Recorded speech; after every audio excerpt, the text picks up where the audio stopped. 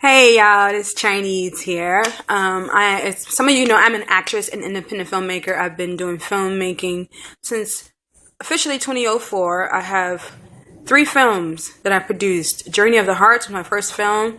The second one is Discontinued. The third actually is Dark Seed. And the fourth is Same Old Same Old.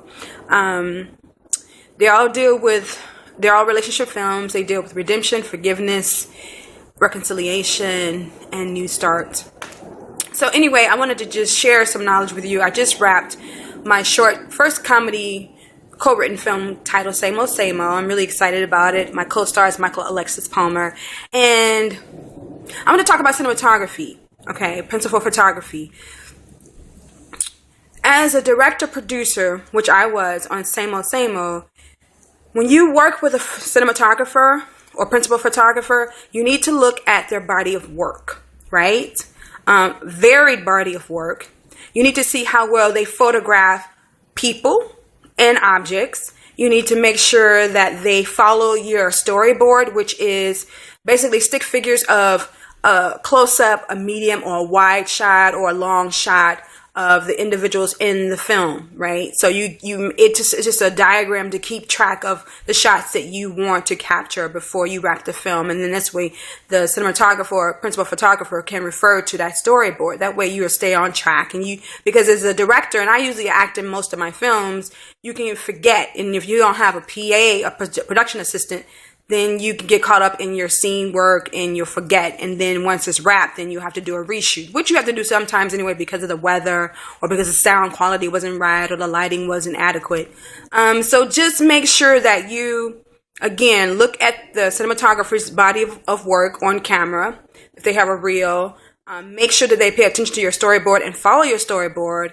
Make sure they light you properly. Make sure they get complimenting shots, angles of the subjects, of you or your castmates or your cast, because sometimes they don't light you properly or they don't make sure the angles are most flattering. If the character has a monstrous attitude, then of course you frame them in a way that's not flattering. But if it's not, if it's like a romantic film or whatever, they should make sure they capture the most flattering angle of the actors and actresses. Like, that's just what they should do. That's part of their job, to make actors look their best, and so that the actor can relax and just live and breathe various colors and life into each character. So, and you should also study shots of various films, of your favorite films, of any films that you find appealing or has visuals or are really stunning. So this is something I want to share, and sometimes I drop the ball. Sometimes I don't stick to my storyboard. Sometimes I don't create a storyboard because I'm just being lazy, and I think I can rely on my memory. And don't rely on your memory. Don't do that. Just rely. Storyboard, have a shot list, which is, it's a shot list of each shot. So again, there are two tangible items that the cinematographer and yourself can refer to in case anyone forgets. And also make sure you check behind when you do a shot, a take.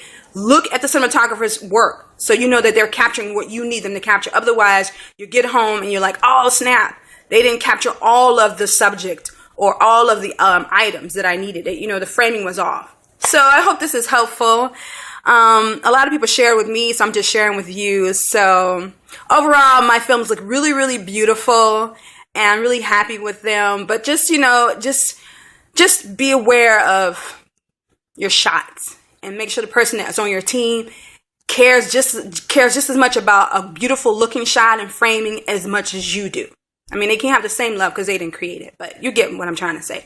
All right, I hope this helps anybody who's watching. Peace, Chinese.